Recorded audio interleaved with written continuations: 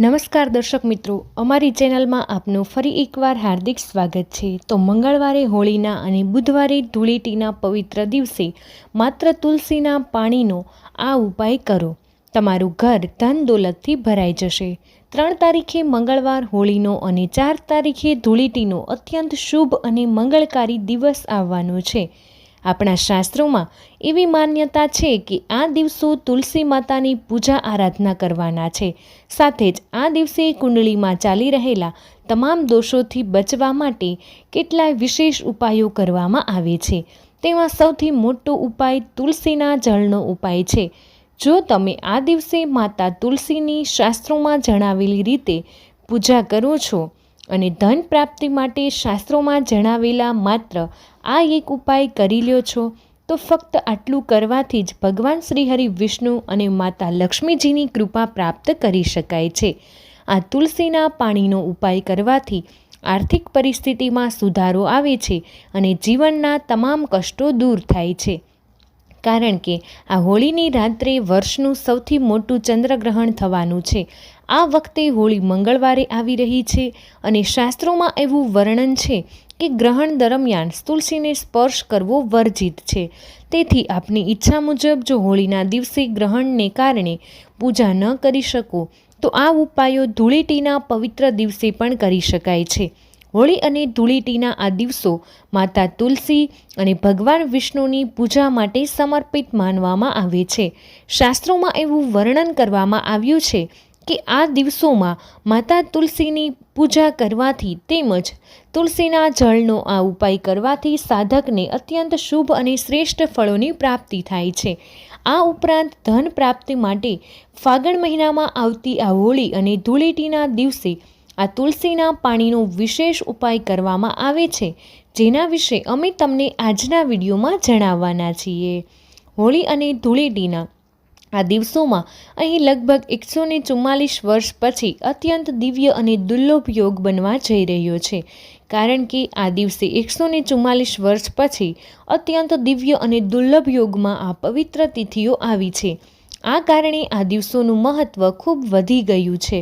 આ દિવસે 4 મોટા યોગોનું નિર્માણ થવા જઈ રહ્યું છે।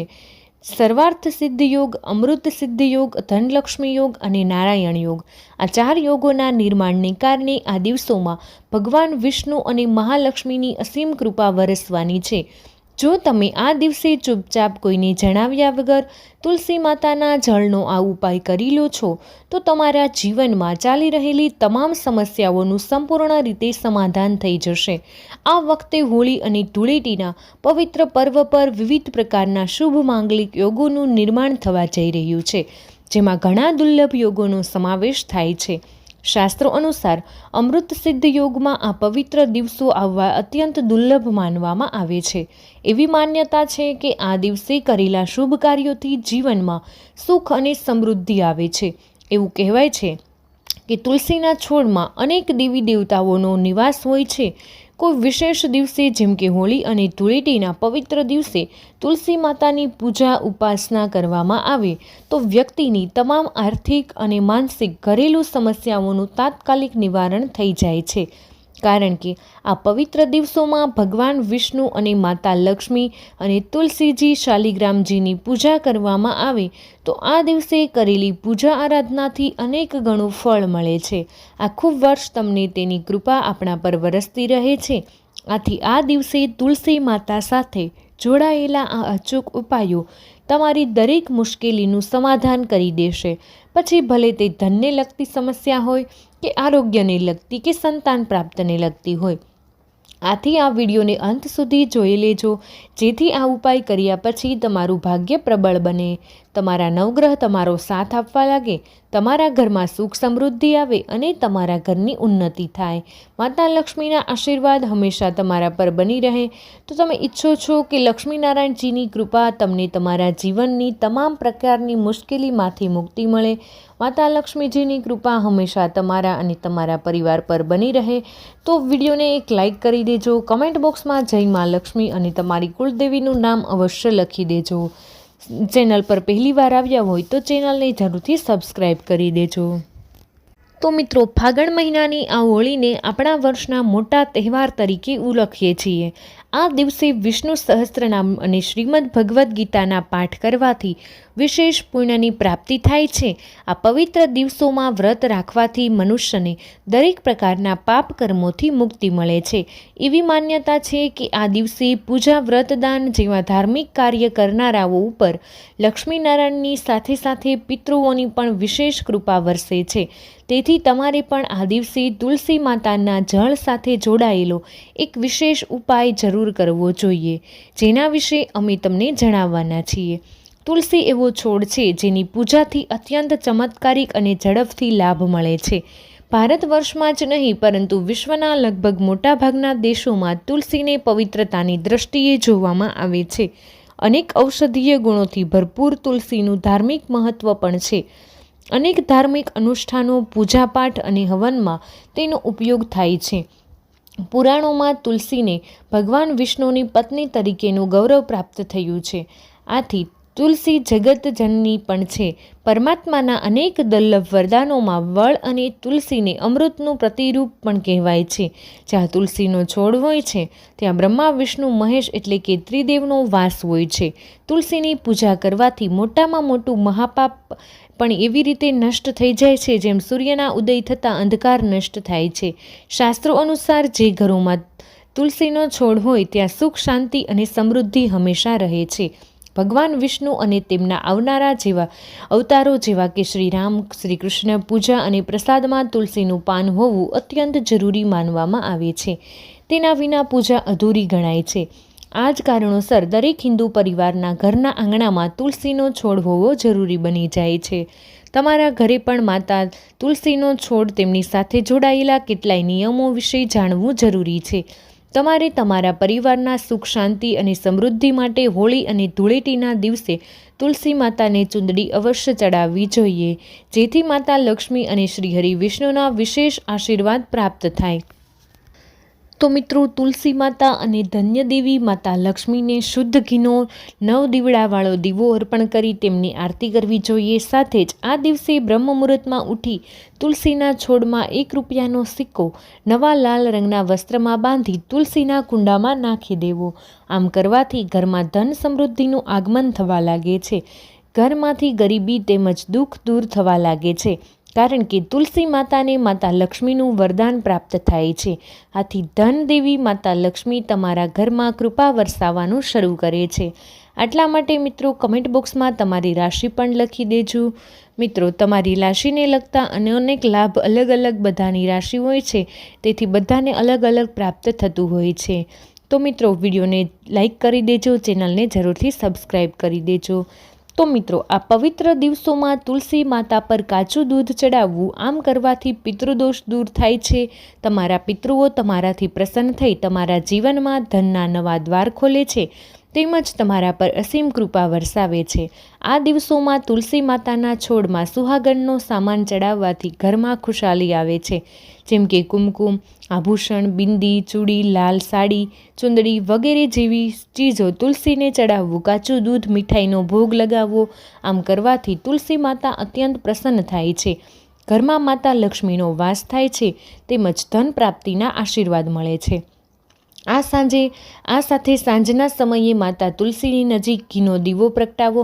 તેમાં થોડુંક સિંદૂર નાખી તમારા પતિની લાંબી આયુષ્યની કામના કરો. આ પવિત્ર દિવસે તુલસીના છોડમાં હળદરની ગાંઠ બાંધી દો. આમ કરવાથી નકારાત્મક ઉર્જાનો નાશ થાય છે. ઘરમાં સકારાત્મક ઉર્જાનો વાસ થાય છે. મિત્રો, વાસ્તુશાસ્ત્ર અનુસાર તુલસીને હંમેશા વિષમ સંખ્યામાં રાખવા જોઈએ. તેથી તમારા ઘરમાં 1, 3 કે 5 તુલસીના છોડ રાખો. આમ કરવાથી સમસ્ત વાસ્તુદોષ દૂર થાય છે. તમારા ઘરે તુલસીનો છોડ નથી તો આ દિવસે તુલસીનો છોડ ઘરે લાવવો શુભ ગણાય છે.